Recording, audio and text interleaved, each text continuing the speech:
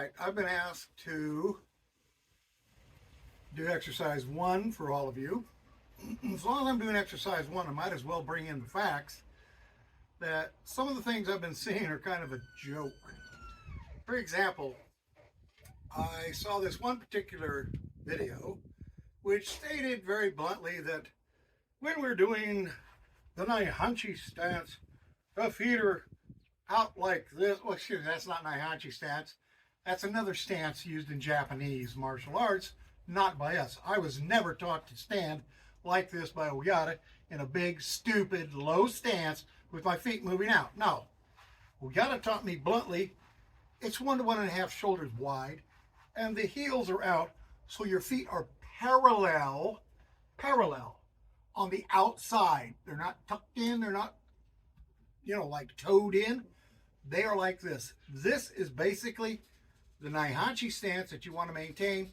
Your hips, of course, are not back like you're sticking your bottom out, but it's more into there. This is the appropriate naihanchi stance.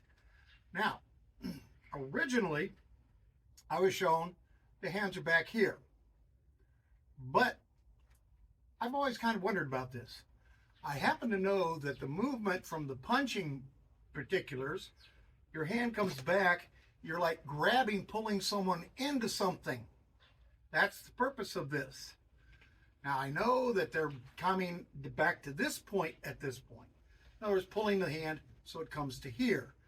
I'm accustomed to pulling the hand a little bit further because I want him more off balance as I work it and a little more power to what I do. So, the basic naihanchi stance is like this. Your shoulders are squared, just like in almost all of your self-defense movements. All of your stances, your shoulders are squared. I was never taught some kind of silly seisan stance in which the foot would be at an angle. Well, this foot is straight for certain. This foot is angled. But this foot is straight because your shoulders are supposed to be straight. This is the way Oyata taught me when he first came to the United States, second time. The first time to actually grab other people and teach them. And he was coming to be permanently in the States. But he taught me in this manner.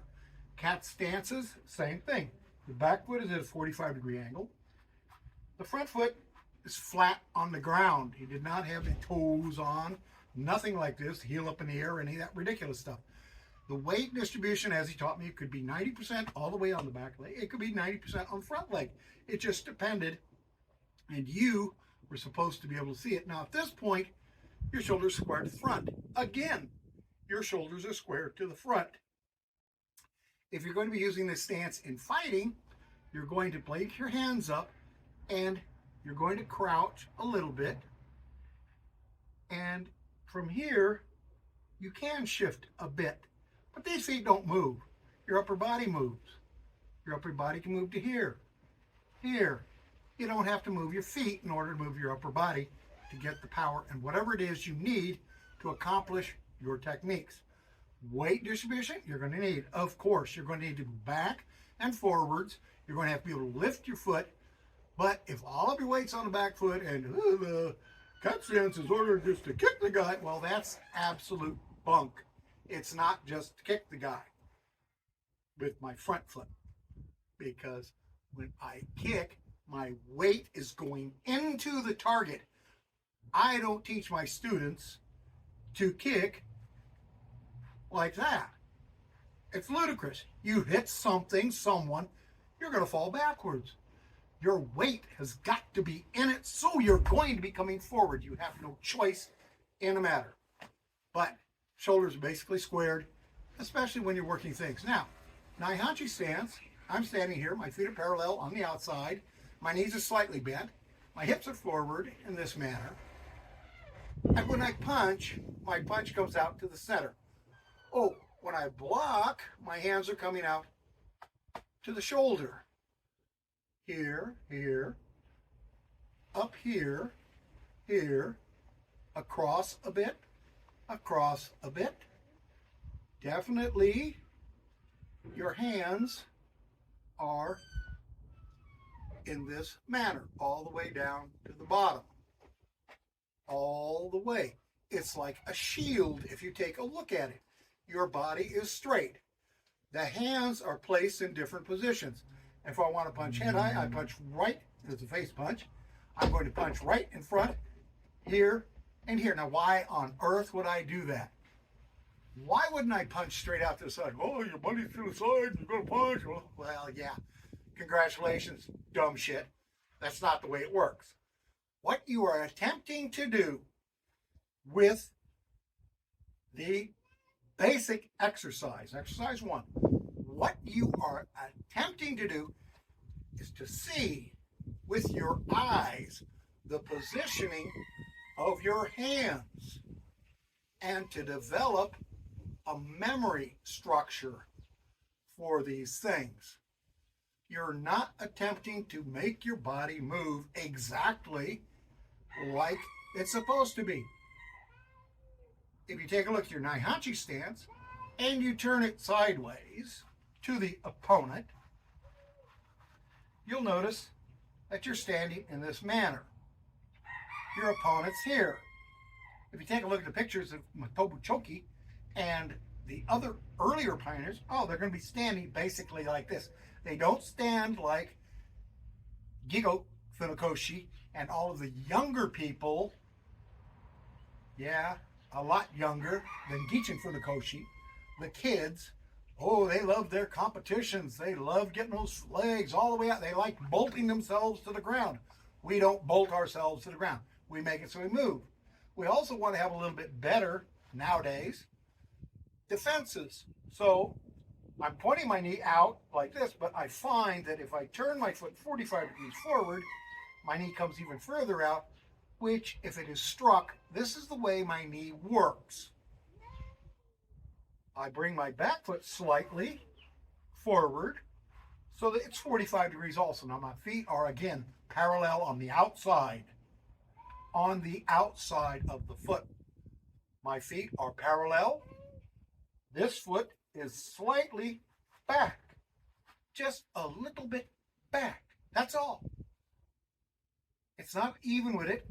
It's like the toe, the ball of the foot lines up sort of with the middle of my foot to the heel. It doesn't matter which.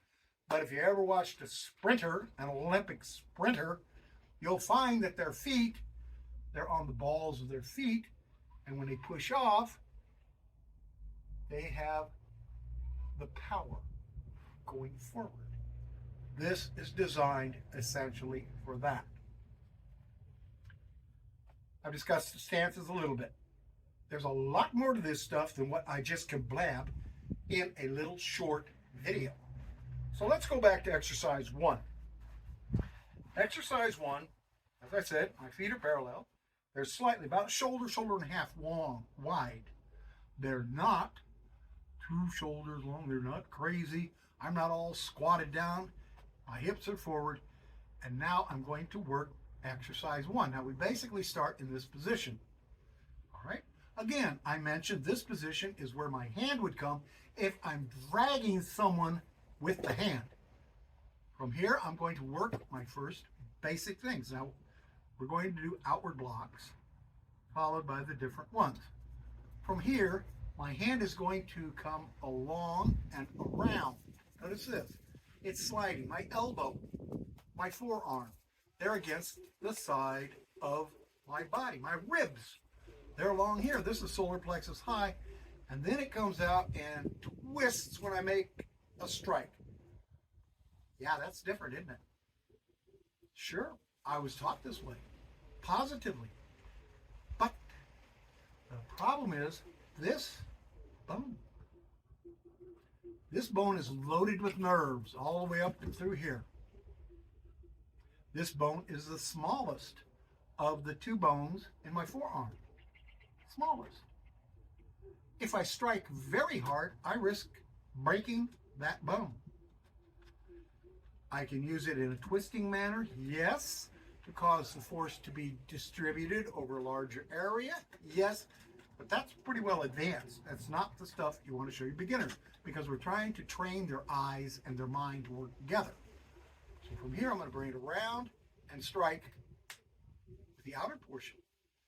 To do the next strike, I'm going to do the same motion with this hand. Notice it's already starting to slide in this manner. It's sliding along, and while it does this, the other one twists, and I meet at my elbows, and then this one comes twisting, and notice it also struck here. Yeah, coming across it, twisted and struck with the strong bow. Now this one twists and strikes with a strong bow. This is the way we perform the first movement in exercise 1. Now the second exercise we're going to be doing in exercise 1, the second movement is a double block. So from here, what I'm going to do is I'm going to bring my arm down and swing it across. It's going to come across. It doesn't swing to here. It goes straight and across. And as it does, this one twists. They meet. And then again, they twist. They twist. Notice I did it that way this time. It comes around and strikes. Twists. Goes around and strikes. All right, that is a little feral kitty. All right, and that little kitty learned from my kitty, the black one you probably saw in one of my, thank you, that you probably saw in one of my videos. The little black one is mine. His name's Orion, and he's taught them to untie my shoelaces. I have no idea why, but Orion loves untying my shoelaces. So again, they twist as they come in, comes around, and boom. Notice this is stopping over here on the hip point, right here. Yeah, stopping right there. This one is stopping right here on my shoulder point. So I've got them twisting and twisting because I'm trying to teach my students these important things. Face block. From here, this one's going to twist. Again, it's making an inward type block. This one's coming up, and as it comes up, I meet. Again, they both come to here, and then it continues up. And as it continues up, this part is vulnerable, so I twist on impact. Not before, on impact. I want to spread the force of the blowout over a larger area of my forearm. This is to prevent it from being concentrated all in one spot and take the chance of getting my bone broken here, or possibly just a whole arm being driven down and struck in my head. So you have to think about these things. One of the things Oyata made the statement, he sat there and said, American black belts are babies. They have to be spoon-fed everything. They have to learn to think. That was one of the things he wanted. He wanted us to think. Because that is what the masters in the past did. They didn't live and die, most of them, on tradition. They improved as they got older. They improved as they learned more. That is what you're supposed to do. You're supposed to improve. So basically, got my arms here. This comes across. This one scoops up, by the way. People say scooping up? Yeah. You can actually catch something with that. Instead of coming here, you can actually catch something here. Isn't that amazing? And if it continues up and you've got it caught, oh, he loses his balance, he'll fall down if it's a leg. Many different things are implied with the movements that we're doing. Here it twists, and notice it's on this side of my head. It's not coming right up to the middle. If it comes right up the middle, I'll take the strike on the little bones in my hand. I don't want to have the little bones in my hand getting hit by a club or something of that nature. I don't want that. They will break. They're small. I want it hitting on the larger bones in my forearm. Comes across, comes up, and twists. Now when it comes down, boom, oh, look at that. Another blocking motion. The elbow simply swings across. Notice his hand stayed here. It did not swing around, did not make any swoopy moves. It just simply came down to the right height, and the elbow brought it in, causing it to twist as the other hand is coming up to execute the next movement. So from here, it comes down, twisting, and this one's on its way up, and then it goes up. You'll have to pardon me, but the little kitty is starting to hurt. By the way, that's the nice one, which is bad news. So again, the face block, as it comes down, it twists. As it goes up, it twists. Comes down, notice the angle, twists, comes down, notice the angle, and it's on this side of my head and goes up. Therefore, my head is covered the entire time. It's also out in front of my head, about a hand or so, but this is a 45-degree angle, as is this. All right, so this is 45 degrees, this is 45 degrees. Congratulations, that's what I want. I want these angles. Now, let's go to the next one.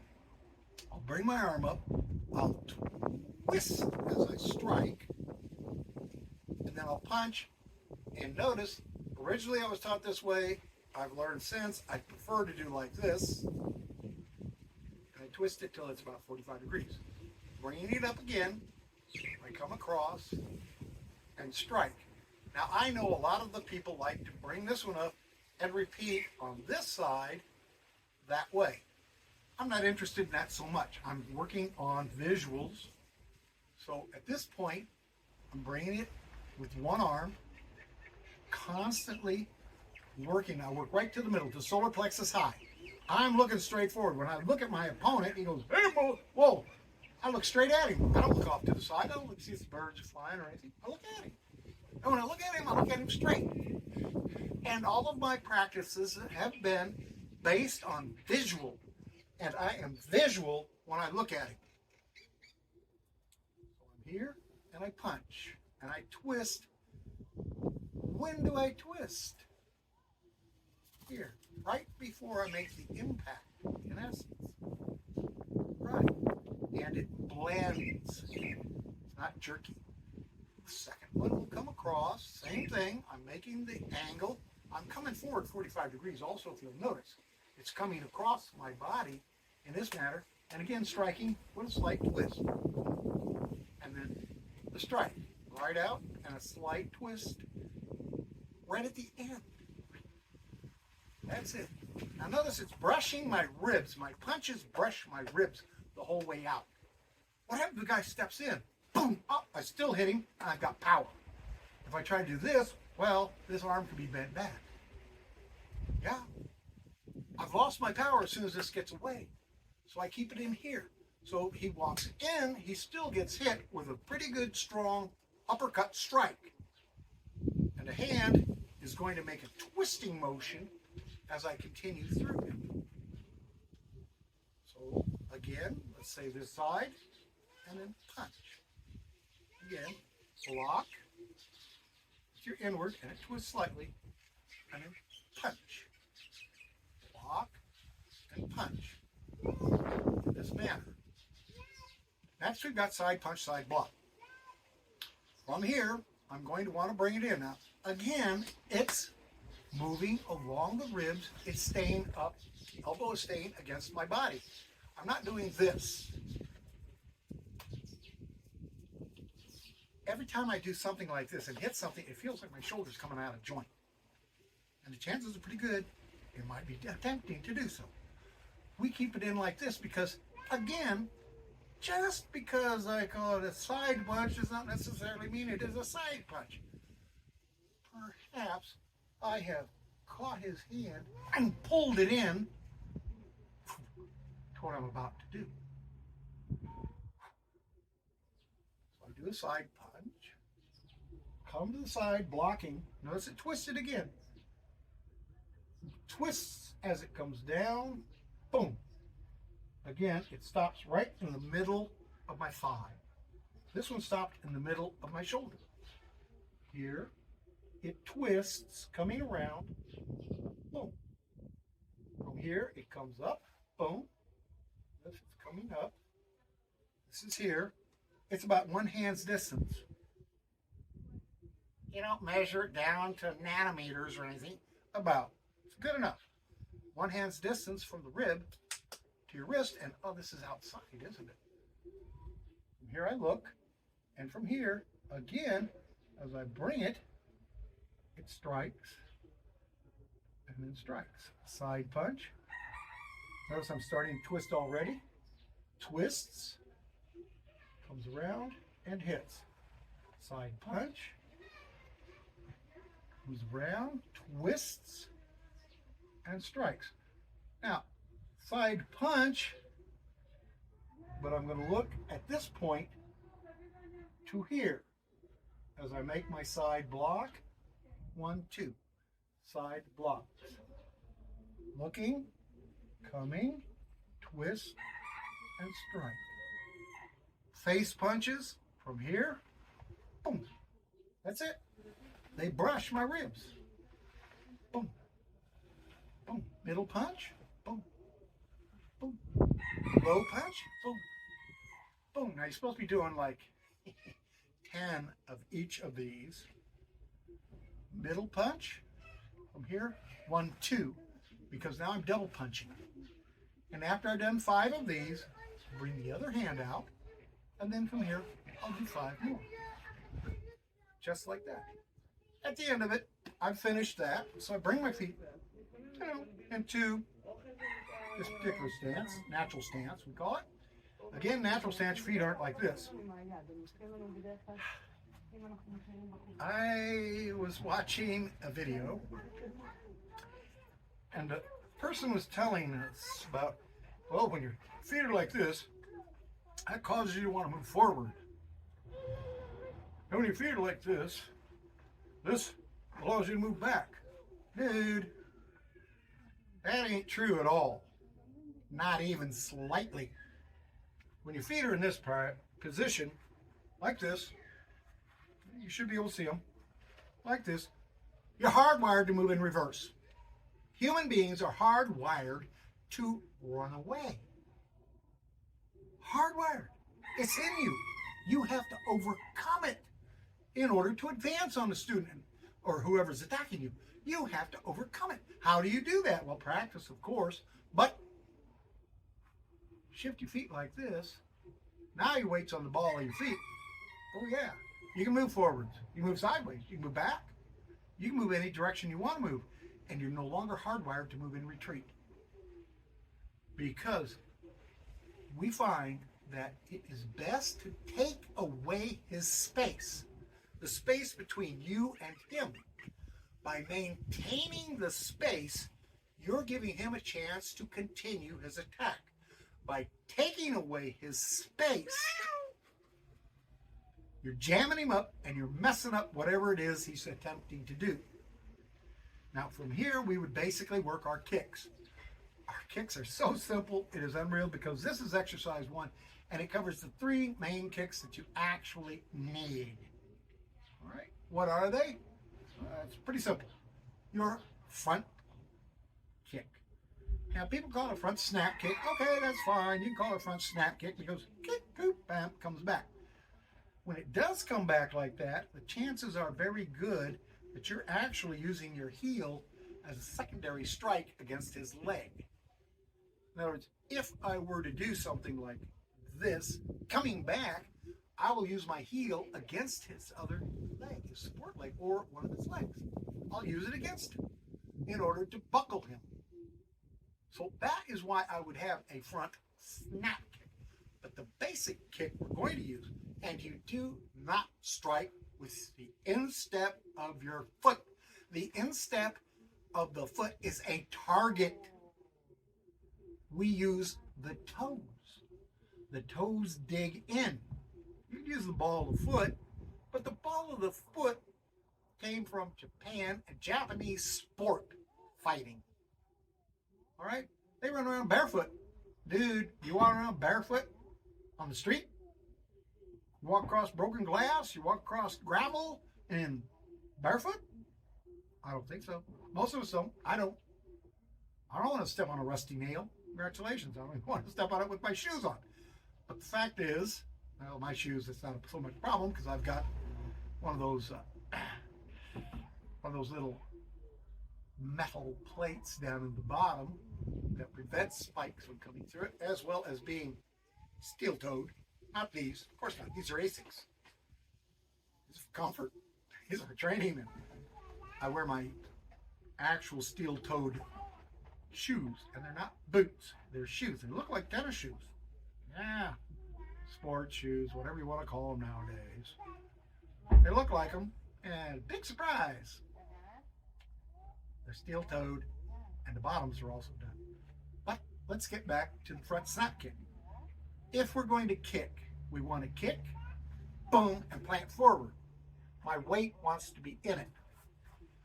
Also, we have the front thrust kick. That's why I tend to say front kick whenever I'm writing things, because whether you're going to use the toes, if you're going to use the ball of foot and then push with the toes, or if you're going to use the heel, it's all going to the front.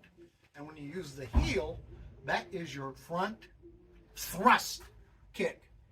Notice again, I went forward.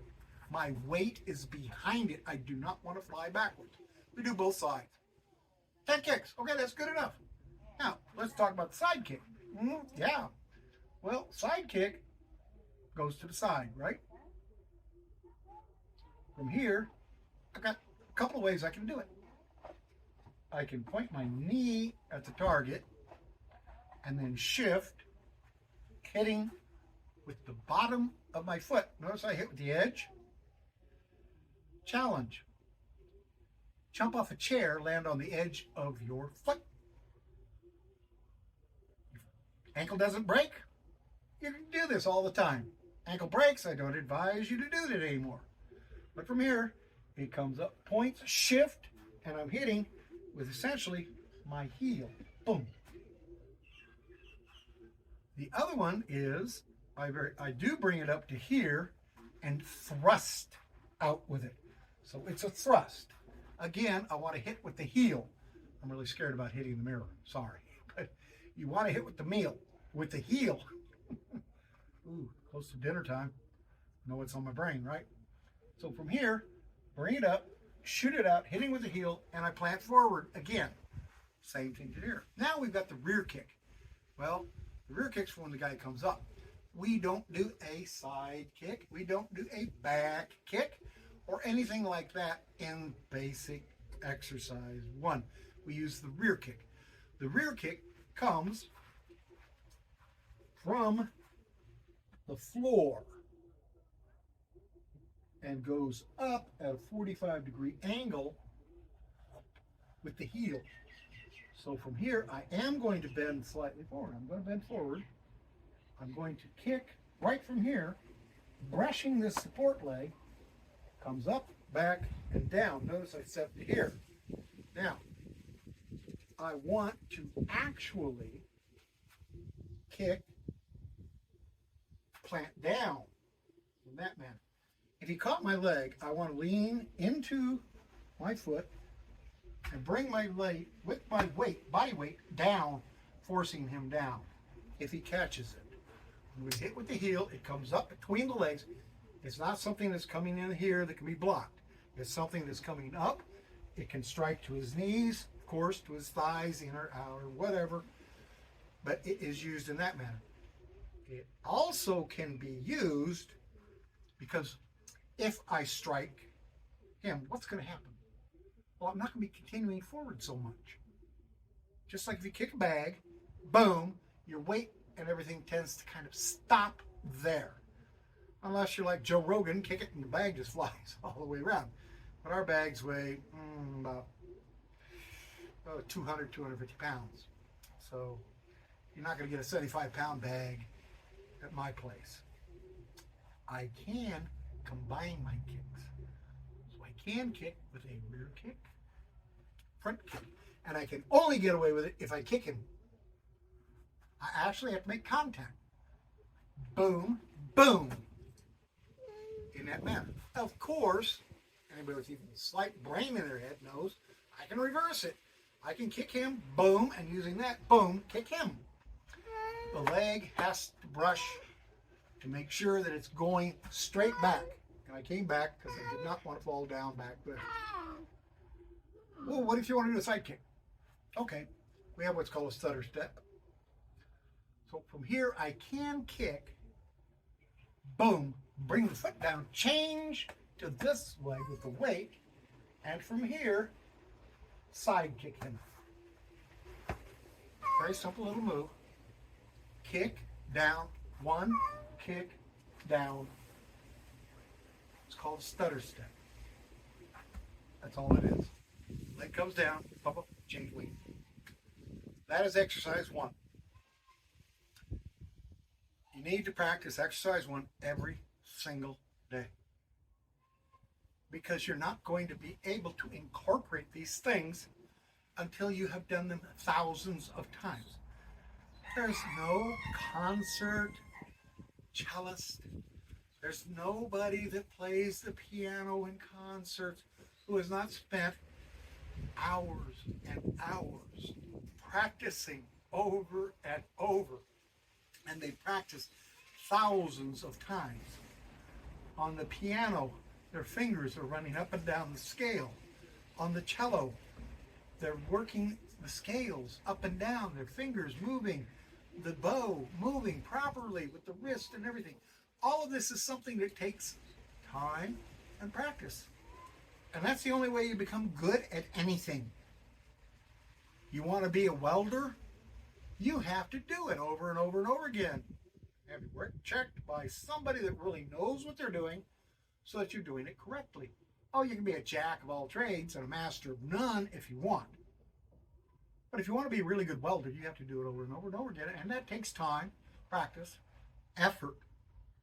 Anything that's worth doing and doing right takes a lot of time, energy, and practice to get done. Bye-bye.